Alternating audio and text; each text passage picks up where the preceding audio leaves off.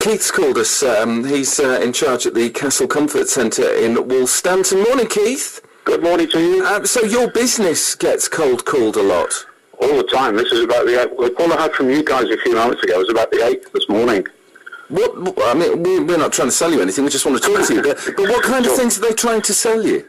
No, I realise that. Well, we're a business, of course, and we get calls from all over the UK from people selling all kinds of things.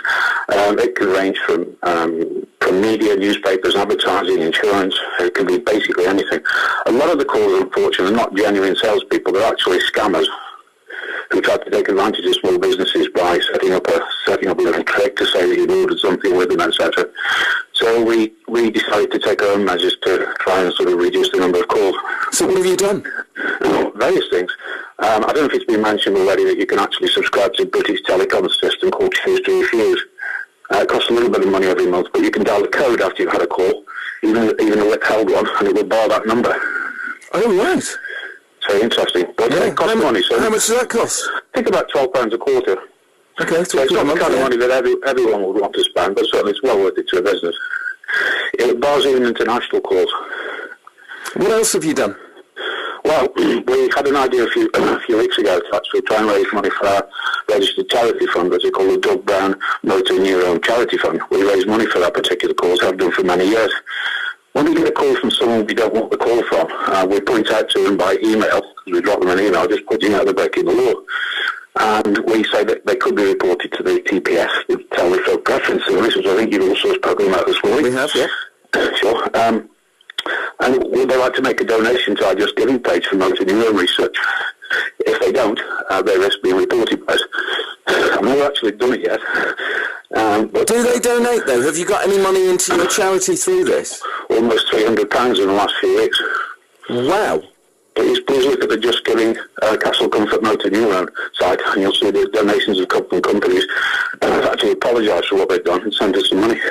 Good grief, because it is, if you're, as I understand it, if you're registered with the Telephone Preference Service and they call you and they don't take you off the database, they've broken the law, haven't they? Technically, but unfortunately the TPS is so bogged down with reports and complaints, they don't actually do anything about it. It's a very, very difficult thing to implement. It's not the TPS, it's an enforcement association, I think, called the Commissioner's Office, who you have to report it to.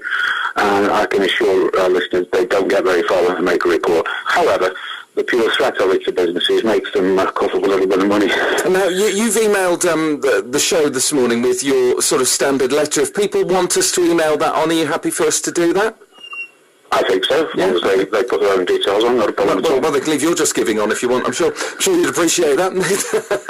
Okay, Keith, we'll pass it on without any detail to you, but it's really good, really well-written email, and thanks for that as well. I've Really just looked at some interesting. of the comments on the page, and it says, our telesales have a TPS register, but often don't bother with it. They're now going on training courses. 2 of them have offered to help with my donation to a rather cheeky but intuitive crusade.